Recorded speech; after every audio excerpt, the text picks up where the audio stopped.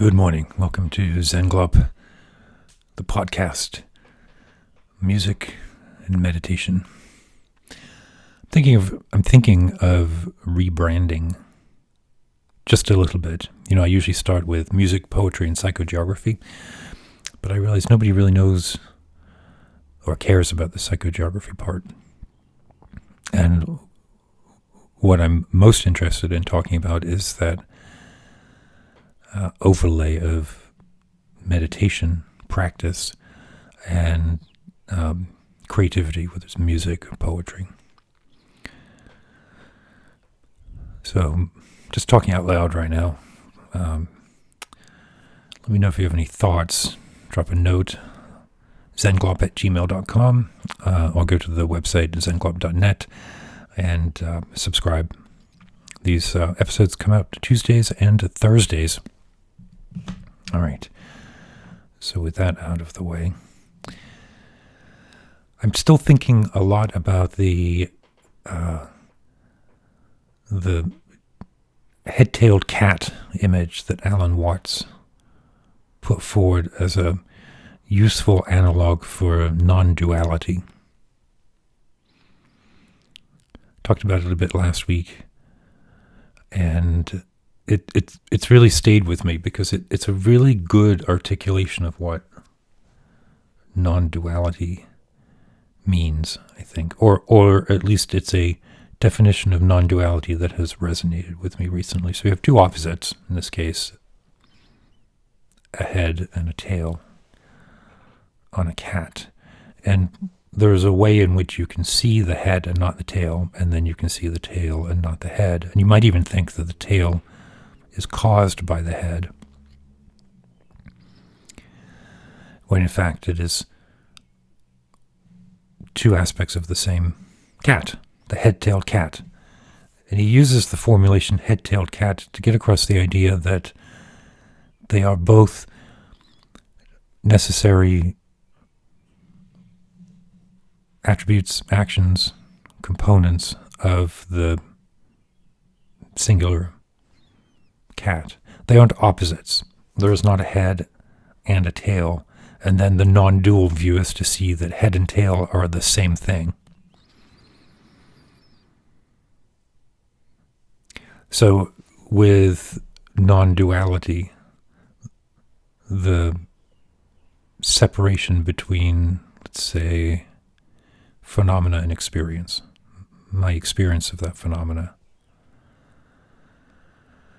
my emotions, my reactions appear to be caused by an external stimulus, an external input, when in fact they are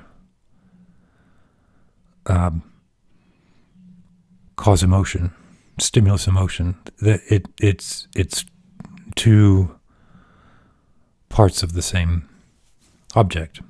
The object is how would we put it? If we would try to follow the model of the head-tailed cat, we would call it the anger feel, or the statement anger, right? Maybe someone says something that makes me that makes me feel anger.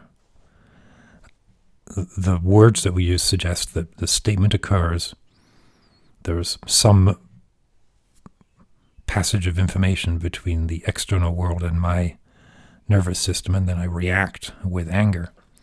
When in fact, the first premise is that there's a singular creation that is both statement and reaction. And then the duality of that is removed not by saying that the statement and the anger are the same, or indeed not by saying that the statement and the anger don't exist, but by saying that the statement and the anger are part of the intuitive inclination for manifestation. It's not particularly good language either, but I think that's why we end up saying things like head-tailed cat. So the first step towards this residence within non-duality is to recognize the fallacy of cause and effect, and to recognize that those things that we think are the effect of causes are actually an attribute of the same issue, the same item. And then from there we can analyze the nature of that singular entity, and we can perceive its emptiness, and we can perceive the luminosity and clarity that comes from that awareness. I like it. I find it very useful. It fits in with another image that has been present with me and has been part of my practice lately, which is the sine wave, the idea of a sine wave. And a sine wave that has behaved a certain way in the past is behaving a certain way in the immediate moment, and is likely to behave that way in the future until some point when it won't. And then when it doesn't, what that reveals is a different frequency. So let me explain what I'm saying. When I breathe, there's an inhale and an exhale. This is also very much influenced by the Alan Watts reading. Very good explanation or statement that when you have a wave, if you take the trough out, you don't have a wave, you have a flat line. And we assume that the positive side of the sine wave is existence and the negative side is nothing, when in fact the +1 and the -1 of the sine wave are both part of the head-tailed cat. And so our task, one of them, if we choose to think of it this way in our meditation practice, is to maintain equilibrium through the peak and the trough of the sine wave. And not to sort of assume that the trough of the sine wave is non-existence, death, emptiness in the nihilistic sense of, not just empty of form, but truly the sort of culturally common definition of nothing. But we can see that doesn't make sense, right? I breathe in, that's maybe my +1. I breathe out, and then I'm down at the -1 of the sine wave. A sine wave with an amplitude of 1. And then there's a pause at the trough, and there's an interesting part of the practice to extend that pause. The pause between the inhalation and the exhalation. I'm not really saying holding the breath. Holding the breath at the peak is good practice, good exercise, good energy, good focus, good concentration. But it's a different experience when you've exhaled completely. And then it's almost as if there's an actual pause of all activity, a cessation of breathing. And I find for myself that re-engaging with the in-breath is a point where I often wobble. Do you know, like I feel my mindfulness shake a little bit, like the motion of starting to breathe in again is one that is subtle but real in terms of diverting attention. So there's a practice that I like where I maintain good equanimity, good focus through the pause at the end of the exhalation before the begin of the inhalation. That practice wouldn't exist if I didn't think that the trough existed. It's kind of same on the smaller side of the spectrum. Then there's a point where thoughts arise. I'm aware of my thoughts. Maybe I'm maintaining a sufficient level of equanimity within my sitting practice that I can really start to see the thoughts and really start to scrutinize, be aware of the nature of those thoughts. Most of the time, my thoughts are a constant stream, a waterfall of ideas and fantasies. And the point in my practice right now is to see them as separate from the mind in which they reside. Does that make sense? I love the image of a mountain sort of wreathed in fog and surrounded by birds.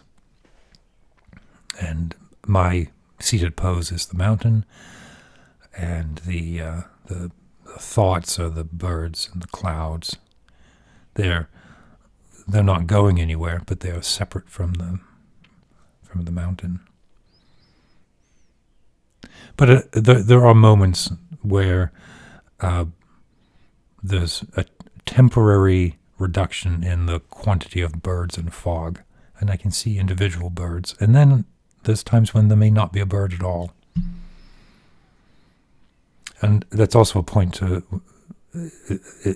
It's like the moment before the inhalation, where the necessity of equanimity will see through that point.